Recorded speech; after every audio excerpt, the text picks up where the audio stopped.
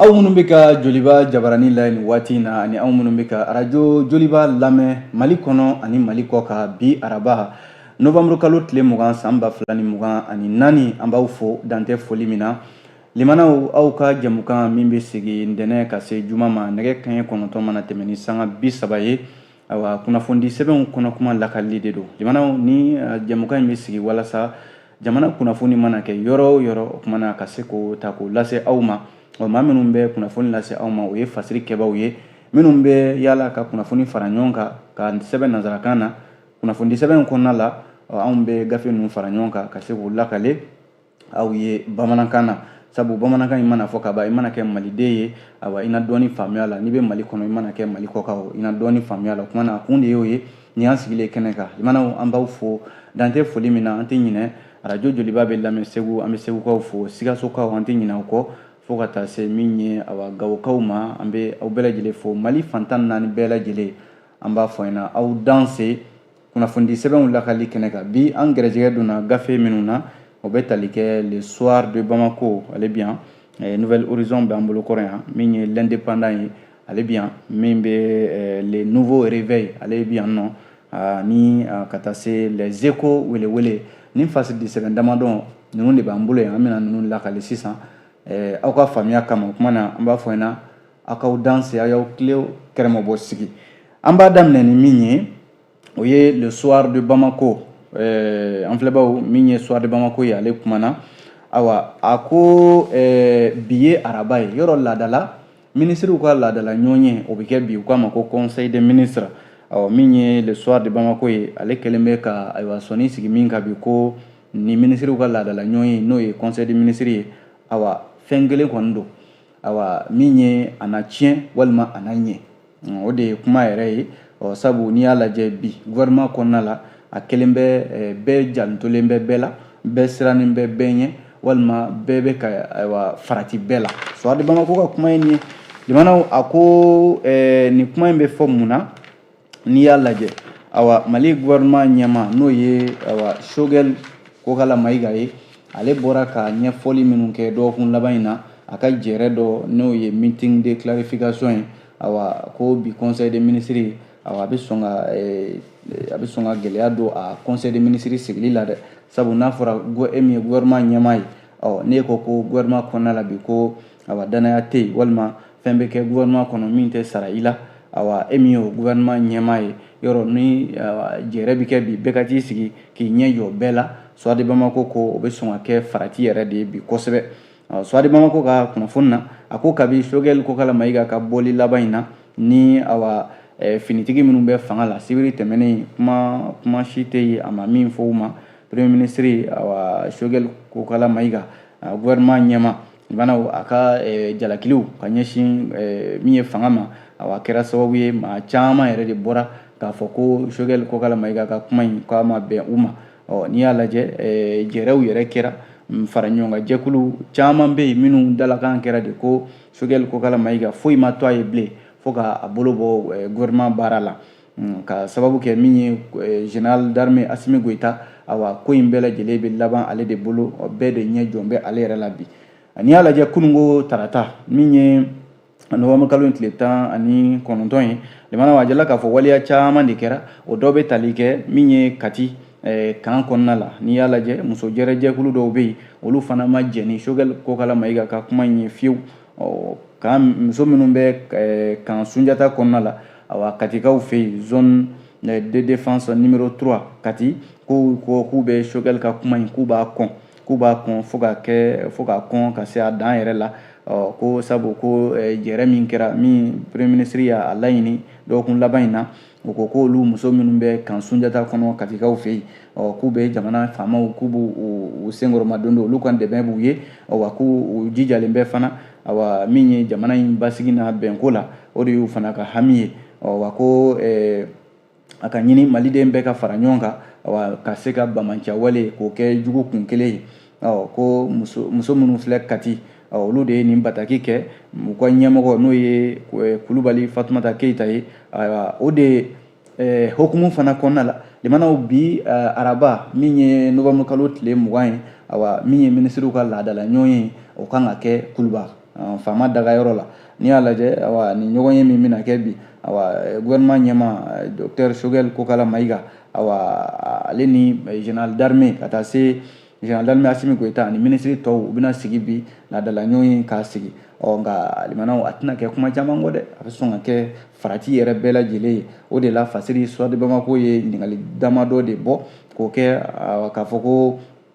ko ni nin kuma fɔra yalima maliden caman bɔra k'a fɔ ko docteur Choguel Kokala Mayiga ka walan sɛmɛ k'a ka bɔ premier ministre la yalima ko conseil des ministres min bɛna kɛ bi ko a bɛna kɛ ka gouvernement ɲɛma in a na sɔn ka i sigi k'i to gouvernement ɲɛmaya la ale yɛrɛ bɛ gouvernement min ɲɛmaya la a ye min yɛrɛ jalaki o ye ɲininkali fɔlɔ ye a na sɔn ka t'i sigi o conseil des ministres kɛnɛ kan wa o la bi ɲɛ bɛɛ lajɛlen de ɲɛ bɛɛ jɔn bɛɛ bi kuluba la k'a fɔ conseil des ministres min n'o bɛna kɛ bi a bɛna kɛ lahalaya jumɛn na min bɛ tali yɛrɛ kɛ gouvernement ɲɛma docteur Choguel Kokala Mayiga yalima bɛɛ b'a dɔn k'a fɔ a ka baara bila ko yɔrɔ o t'a yɛrɛ fɛla ye o Fasiri y'o fɔ ko a ka baara bila a yɛrɛ ye o tɛna k'a fɛla ye sabu a ka jate la n'a tun bɛ baara bila san b'a sɔrɔ a ye baara bila ka ban kuma min fɔra a ye kuma min bɔ a da k'a fɔ ko ale bɛ ka baara bɛ ka kɛ gouvernement kɔnɔ nka fɛn tɛ ka sara la nka limanaw jateminɛlikɛla dɔw fana bɛ yen minnu ye jateminɛ kɛ olu ko docteur Choguel Kokala Mayiga kɔni kɛra i b'a fɔ n'i ye gabakuru bila sabara kɔnɔ yɔrɔ sen tɛ se ka don o kan o Choguel kɛn bɛ bi gouvernement kɔnɔ i b'a fɔ o de Suwadi Bamako de ye nin fɔ dɛ limanaw ale Suwadi Bamako kelen in ka kuma la ko dɔnkilidala min bɛ yen n'o ye Tikenja Fakoli yɔrɔ Tikenja Fakoli fana ye dɔnkili dɔ da kɔsa in na ka ɲɛsin cɛncɛn ka jamana saba in minnu farala ɲɔgɔn kan n'o ye Alliance des États du Sahel u k'a ma bakurunba la AES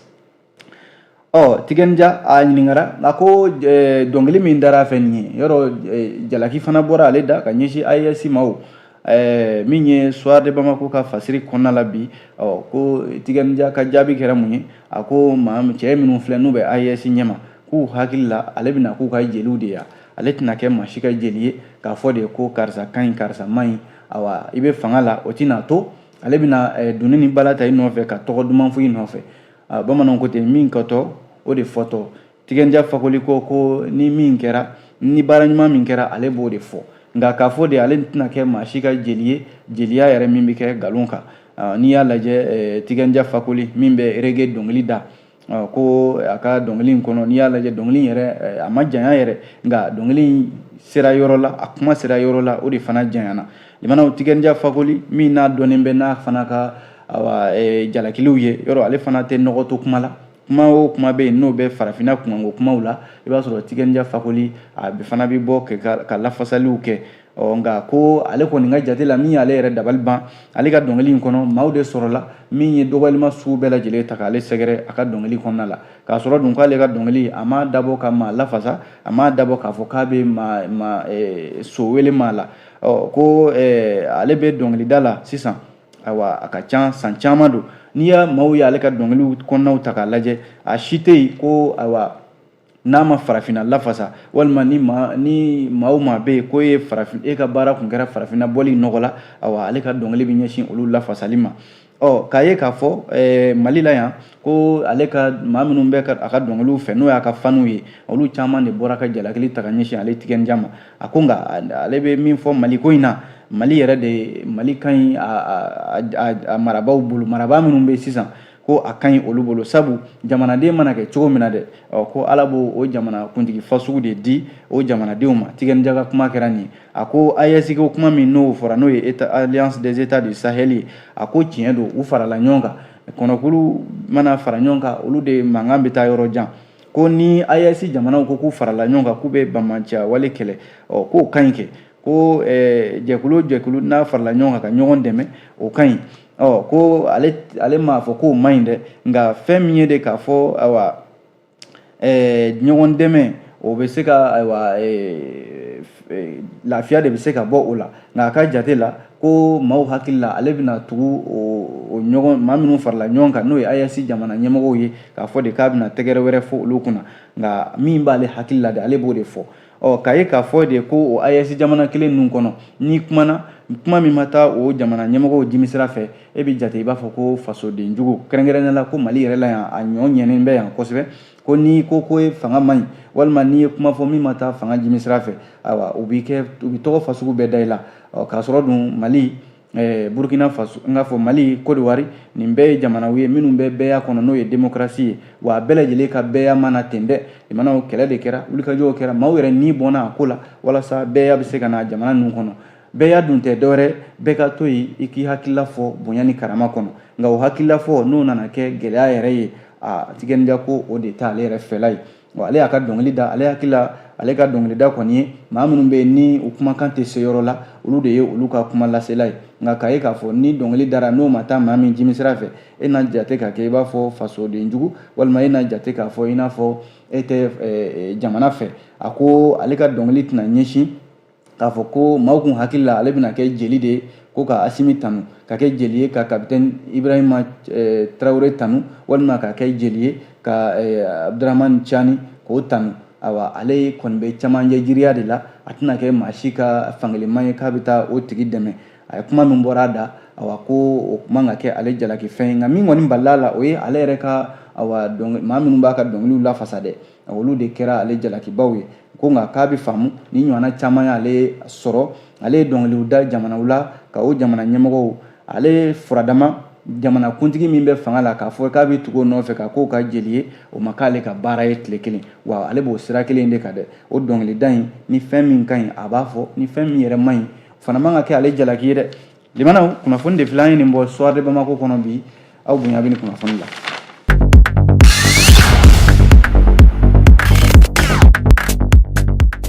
N'an bɔra yen fasiridi sɛbɛn min n'an ko a ma ko Nouvelle Horizon ɲɛdankura a kumana a y'a jira k'a fɔ ko nin ye ja dɔ ye limanaw nin ja in kuma fana cayara kosɛbɛ Nouvelle Horizon y'a ko yɔrɔ an ka minisiriso min n'o bɛ sanu dugu jukɔrɔ nafolow olu koɲɛ la ministère des mines a na kɛ o baarakɛla dɔ ale ni chinois fila ja de yera bɔlɔlɔw sanfɛ o ja yɛrɛ maaw y'o tila u ni ɲɔgɔn cɛ fan bɛɛ lajɛlen fɛ kɛrɛnkɛrɛnnen la groupe whatsapp sanfɛ n'i y'a lajɛ ja in min ye colonel major Nicolas Cissé ale ni chinois fila olu ja de yera limanaw a kuma cayara dɛ fasiri Nouvelle Horizon ko nin ja in yɛrɛ ma kɛ kojugu ye dɛ ja in tara o ma kɛ kojugu ye nka ja in tara limanaw n'i y'a lajɛ bi Mali bɛ lahala min na bi yɔrɔ a fɔra ko chinois tɔgɔ jalen tɛ Mali la yan kɛrɛnkɛrɛnnen la Mali dugu jukɔrɔ nafolo ko n'o ye sanuko ye chinois de bɛ sanu bɔla Mali dugu caman na bi k'a sɔrɔ nin sɛbɛn yɛrɛ t'u bolo walima u bɛ ka baara in kɛ sariya sɔsɔ bɛɛ lajɛlen kɔnɔ n'a fɔra ko maa bɛ yen bi min yɛrɛ tara n'o ye colonel major Nicolas Cissé k'ale bila baara ɲɛma u k'a ma ko opération Mali sanuko ko ka Mali sanu kɔlɔsi sanu ka se ka yɛlɛyɛlɛ maliden bɛɛ lajɛlen ye ko sanuko baara kɔlɔsi o ka kɛ sariya kɔnɔ o ka kɛ bonya kɔnɔ ko o de nana kɛ bɛɛ bɛ k'i yɛrɛ ɲininka ni colonel major Nicolas Cissé ale ni chinois fila in u ka photo tara u ka minisiriso in na ye kun jumɛn de b'a la ni chinois fila in limana groupe whatsapp de fara ni ja ninnu na tew bɛɛ bɛ k'i ta fɔ nka colonel major min ye Nicolas Cissé ale yɛrɛ a ye jaabi kɛ koyi a ko nin ja min talen filɛ nin ye ja in tara nɛgɛ kanɲɛ 11 waati ani nɛgɛ kanɲɛ 12 tɛmɛnen sanga 30 waatiw a tara o de la ko chinois fila in kana kɛ min ye attaché min bɛ défense la kɛrɛnkɛrɛnnen la chinois ka lasigidenso la kana kɛ yamaruya bɔra o de yɔrɔ ko nka ale ka dabaliban kɛra mun ye o ye k'a fɔ ja in kɔni carila fan bɛɛ lajɛlen fɛ nka ko ja in ma cari kunfɛko la dɛ chinois fila minnu n'ale ni olu de ye photo in ta olu de ye ja in cari k'a bila ka taa o chinois tɔɲɔgɔnw fan fɛ olu ka groupe whatsapp kɔnɔna la a fana ka ta ka cari groupe whatsapp wɛrɛw kɔnɔ Mali la yan nɔ min ye finitigi ɲɛmɔgɔ ye colonel major Nicolas Cissé a ka kuma la a ko ja in kɔni n'i y'a ye a tara ale ma kɛ i n'a fɔ ko ale ni ninnu bɛ jɛ jugu wɛrɛ la dɛ ko ninnu nana bɔ a ye a ka minisiriso la wa kumakan bɔra sanfɛ de ka cun ale kan nka u n'ale ka photota in kɔni k'a fɔ de ko kuma wɛrɛ bɛna taa fɔ o la ale kɔni ma dan de sɔrɔ o ko la nka limanaw ko colonel major Nicolas Cissé a ka kuma la ko nin ja min talen filɛ nin ye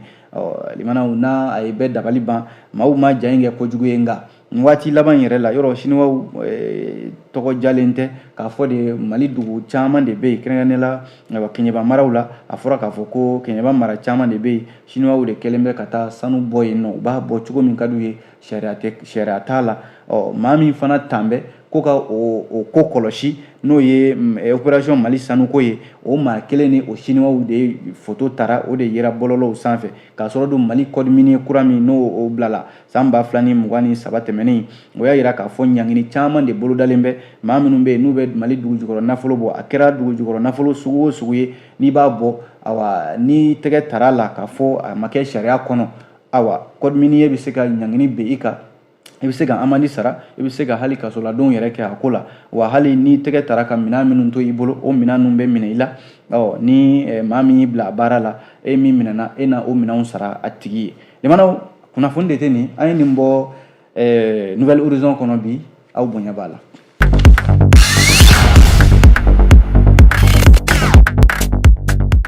n'an bɔra yen nɔ fasirili sɛbɛn min n'an ko a ma ko l'indépendant limanaw a kumana n'i y'a lajɛ ko kunungo o fana kɛra faraɲɔgɔnkan belebeleba de ye l'indépendant ka kunnafoni la Choguel Kokala Mayiga kɔni ka bɔli ma tɔ foyi to yɛrɛjɛkulu dɔw la n'i y'a lajɛ kumakan minnu bɔra da yɛrɛjɛkulu caman bɛ yen minnu farala ɲɔgɔn kan a kɛra association parti politiques mouvement olu de cɛla maa min bɛ yen n'o ye Mohamed Ousmane Ag Mohamedun ale kɔni ale ye ladilikan di a ko Choguel Kokala Mayiga ka nin bɔli min filɛ nin ko tiɲɛ yɛrɛ la nin ye Choguel ka hamina dɔ de ye ka yira malidenw na k'a fɔ k'a bɛ fɛ ka jamanakuntigi kalatan natɔ in k'i kanbɔ o nɔfɛ limanaw ko nin tɛ se ka to yen ten ko Choguel Kokala Mayiga n'a ma ɲɛ k'a fɔ ko nin hami de b'a la ko walansɛmɛ de kɛra ma diyagoya yɛrɛ ye limanaw l'indépendant ye nin kuma fɔ ni l'indépendant y'o fɔ limanaw ayiwa min ye ale Choguel kelen halisa daba ka kuma la yan ko min ye M5 RFP minnu yɔrɔ M5 RFP fana tilalen bɛ bi maa minnu bɛ yen a tila yɔrɔ min bɛ yen n'o bɛ Imam Umaru Jara nɔfɛ olu fana ko meeting min kɛra ni Choguel y'a lase ko u bɛ min fɔ a ko la a ma bɛn u ma sabu ko kuma min bɔra da o ma bɛn u ma o ye fɔlɔ ye filanan ye ko Choguel kɛlen bɛ ka M5 ɲɛmɔgɔya walima ka M5 tɔgɔ ta ka d'a yɛrɛ la ka sɔrɔ nin yɛrɛ ko a gɛnna ka bɔ M5 ɲɛmɔgɔya la M5 comité stratégique min ni o minɛna la Imam Umaru Jara ka ɲɛfɔli la ni a y'o laseli kɛ yɛrɛ ye ko a bɛna fɔ Choguel bɛ ka halisa tɛmɛ n'o baara ninnu de a dun jarala k'a fɔ ko a gɛnna ka bɔ M5 RFP ɲɛmɔgɔya la ko n'i y'a lajɛ kabi mars kalo tile 10 tɛmɛnen in na min ye issue dɔ o taara u fɛ mars kalo tile 13 tɛmɛnen in na k'a fɔ ko ayiwa ka taa sɛbɛn di Choguel Kokala Mayiga ma k'a fɔ a ɲɛna ayiwa M5 RFP min filɛ n'i bɛ k'a fɔ k'e y'o ɲɛmɔgɔ ye i t'a ɲɛmɔgɔ ye bilen jɛkulu in a bɔra i taya la e t'a ɲɛmɔgɔya la bilen ale Imam Umaru Jara ale de ye ɲɛmɔgɔ yɛrɛ ye min bɛ ka baaraw lase yanni ɲɛmɔgɔ wɛrɛ bɛ sɔrɔ n'o ye intérim ye ko n'i y'a lajɛ o ye jalaki fɔlɔ ye jalaki filanan min ye o ye k'a fɔ Choguel Kokala Mayiga ka kuma minnu bɔra da min ye Imam Umaru Jara ye ale kɔni ko k'a bɛ kuma minnu bila minɛn min kɔnɔ dɔwɛrɛ tɛ ko ka basigibaliya don jamana kɔnɔ n'o ye déstabilisation ye l'indépendant limanaw an ye nin bɔ a kɔnɔ bi sɔgɔmada in na aw bonya b'a la.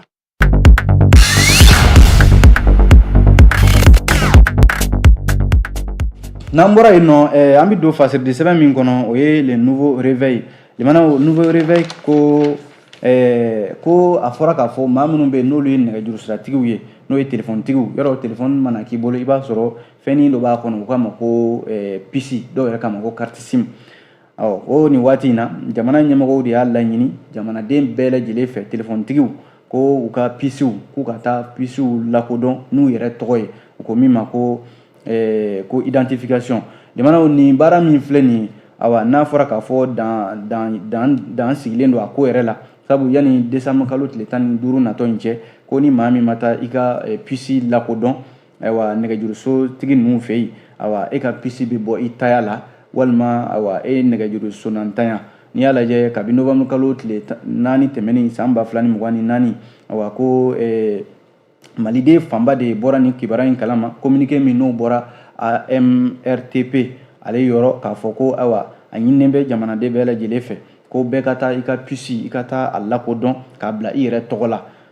n'i y'a lajɛ min bɛ maliden min bɛ bi ni telefɔni b'o bolo dɔ kɔni de bɛ fara a ma hakɛ ka ala ye diɲɛ don o don da sabu telefɔni kɛn bɛ maa mago ɲɛfɛn de ye bi ko ka o telefɔnitigiw o puce tigiw ko bɛɛ ka t'i ka telefɔni i ka puce lakodɔn limanaw a bɛ kɛ ni gafe bunnatigɛ sɛbɛn min ye o ye carte nina de ye carte nina dun filɛ nin ye limanaw ni gɛlɛya bɛ Mali yɛrɛ kɔnɔ bi carte nina ye gɛlɛyaba de ye jamana in kɔnɔ sabu maa caman de bɛ yen bi Mali la yan nɔ carte nina ko gɔngɔn wulila maa caman bɛ yen o ma se ka carte nina sɔrɔ a fɔra bi ko carte nina ko de ko n'i b'i ka puce lakodɔn ko carte nina de ye sɛbɛn ye min bɛ se ka kɛ sababu yɛrɛ i ka puce bɛ se ka lakodɔn k'a bila i tɔgɔ la a dun jɛla k'a fɔ maliden joli joli de bɛ yen bi min ni nin carte nina in bɛ olu bolo n'u bɛna se ka nin baara in kɛ limanaw tiɲɛ don identification ye tiɲɛ ye k'i ka puce lakodɔn sabu jamana ɲɛmɔgɔw ka jate la a bɛ kɛ sababu ye nin waati in na limanaw min ye kojugu caman ye ka se ka o dabila an ka jamana kɔnɔ yɔrɔ Mali bɛ bamaca wale kɔnɔ a mɛnna sisan ka se ka o waleya ninnu ani bagabagaliw ani maafa wale ninnu minnu bɛ kɛ ni nɛgɛjuru sira ninnu ye k'o wuli ka bɔ yen ani maaw bɛ dɔgɔyalima minnu ta ka ɲɛsin ɲɔgɔn ma min ye nɛgɛjuru siraw fɛ ka se ka o caman bɔ o la an ka jamana kɔnɔ a ka kan bɛɛ ka dɔn a ka dɔn karisa de ka numéro ye nin ye o ka se ka dɔn o bɛɛ ye tiɲɛ ye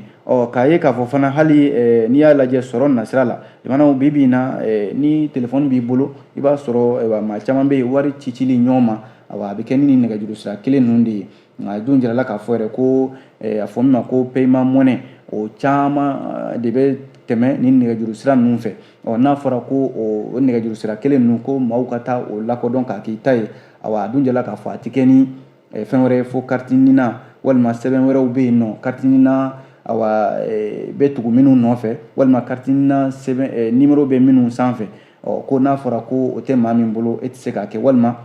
i ka nɛgɛjuru sira a na bɔsi la yanni décembre kalo tile 15 natɔ in cɛ limanaw ko in a kɔlɔlɔntan tɛ dɛ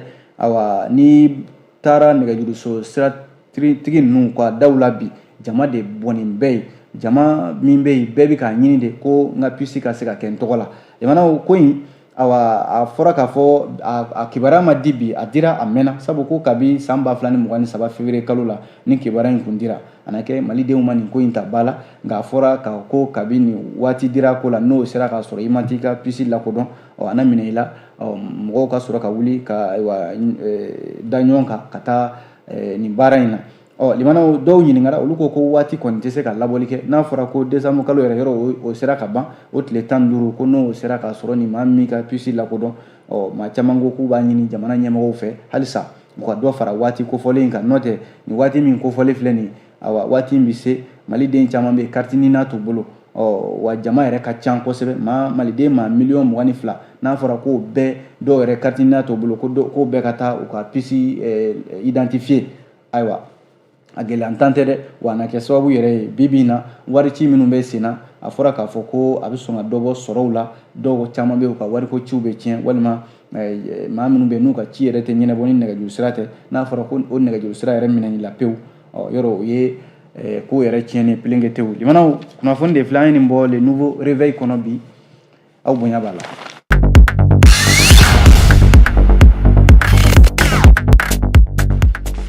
Fasiri lakalili an b'a kuncɛ ni min ye o ye les échos limanaw écho ko san o san don dɔ bɛ yen a talen bɛ ka da sirabanga kasara kɔlɔlɔw maaw ka se ka bɔ o ninnu ma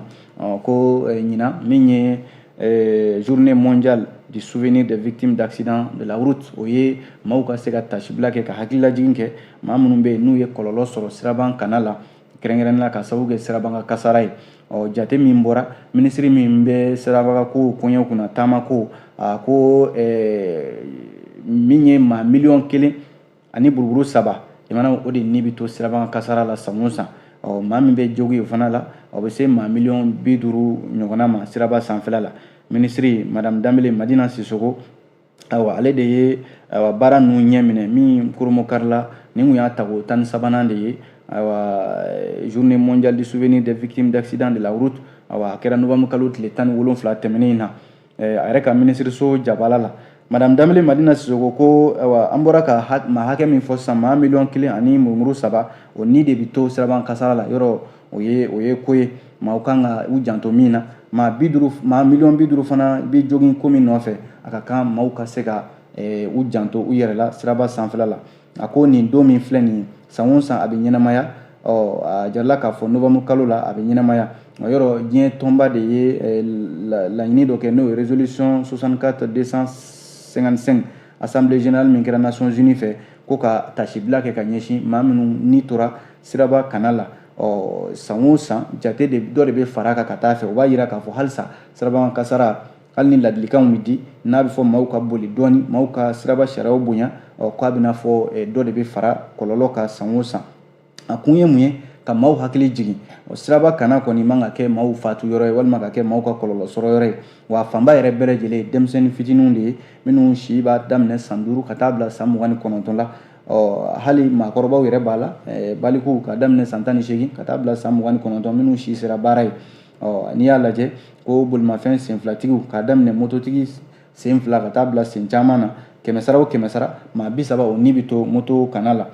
min bɛ bolimafɛn sen 4 100 o 100 maa 25 olu ni bɛ to bolimafɛn sen 4 siraban kasara sen fɛ ko sennamatigiw fana sen b'a la 100 o 100 maa 21 olu ni de bɛ to siraban kasara la sennamɔgɔw la nɛgɛsotigiw fana b'a la i mana ko 100 o 100 maa min bɛ nɛgɛso boli maa 5 ɲɔgɔnna o ni bɛ to siraban kasara la o bɛ min ko fɔ o ye k'a fɔ ko maaw k'u janto hali bolimafɛn minnu bɛ maaw ta n'o ye taamakɛlaw ye bisiw n'a ɲɔgɔnnaw ko min bɛ tɛmɛ maa 10 kan ko 100 o 100 19 olu de fana bɛ to siraba kasara la madame Dambele Madina Sissoko ye kuma min sɛbɛntiya n'i y'a lajɛ fasiri eko kɔnɔna la bi ko ni jate minnu fɔlen filɛ nin jamanaw wa a fanba bɛ jamanaw kan jamana minnu bɛ yen ni u ka sɔrɔw ka dɔgɔn kosɛbɛ ko n'i ye jamanaw ta 10 o 10 9 bɛ yen ayiwa seba tɛ jamana minnu ye i b'a sɔrɔ siraba kasara a kɔlɔlɔ de ka bon olu ka kosɛbɛ limanaw an b'a kuncɛ ni farikolo ɲɛnajɛ ye o ye nisɔndiya ye sabu mali ka ndolatanaw n'o ye an ka samata sɛgɛw ye sɛgɛw ko u ye jamana dasi kunu n'o ye Eswatini jamana ye ayiwa ka min ye tulon laban ayiwa cɛɲa yɛrɛ la e ko min ye mali kunungo stade du 26 mars la ko an ka samata sɛgɛw ye ndolan min tan u sera ka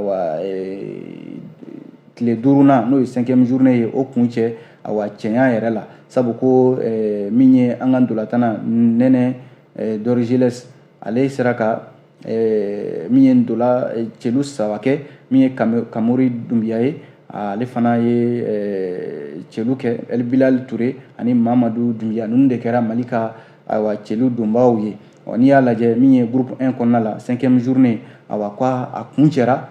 kuncɛko ɲuman na kɛrɛnkɛrɛnnenya la min ye farafinnakan dolatanba n'o ye CAN ye min kan ka taa Maroc san 2025 natɔ in na o ɲɛbila baaraw de don Mali kɔni y'a ka sɛbɛn sɔrɔ ka ban sɛbɛn tulon in kɔni kun cɛra kosɛbɛ ni tulon n k'a fɔ baara ɲuman ye kunun 26 mars la sabu jamana min n'o ye Eswatini ye an ye Eswatini dasi kunungo 6 ani 0 jamanaw b'a yira k'a fɔ Mali kɔni siga foyi t'a la anw bɛ CAN 2025 kɛnɛ kan Maroc jamana kɔnɔna la ka se ka kunnafoni tɔ dafa eko ka kuma la farikolo ɲɛnajɛ la yɔrɔ ko n'i y'a lajɛ min ye AES jamanaw olu ka ndolatanaw olu bɛɛ lajɛlen kana kɛ u bɛɛ bɛ kɛnɛ in kan n'o ye Mali ni Burkina min bɛ tali kɛ a yɛlɛla k'a fɔ an ka dɛmɛbaa kɔrɔ maa bɛ se k'a fɔ ten sabu Guinée ani Guinée kun bolo bɛ ɲɔgɔn bolo nka hali n'a sɔrɔla ko yobo yabara Guinée a na kɛ ale tɛna ye n k'a fɔ Guinée ale tɛna ye a ko kɛnɛ kan sabu CAN min tɛmɛna Guinée kun taara fo quart de finale la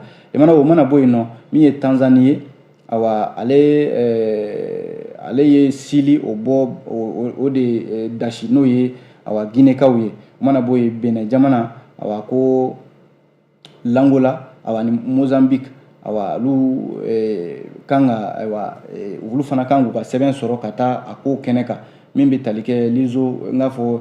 minnu bɛ dilankan fɔ n'o ye Guinée Bissau ye ani Botswana fo ka taa se Gabon olu bɛ maa qualifiélenw olu tɔ dafa a jala k'a fɔ ko min ye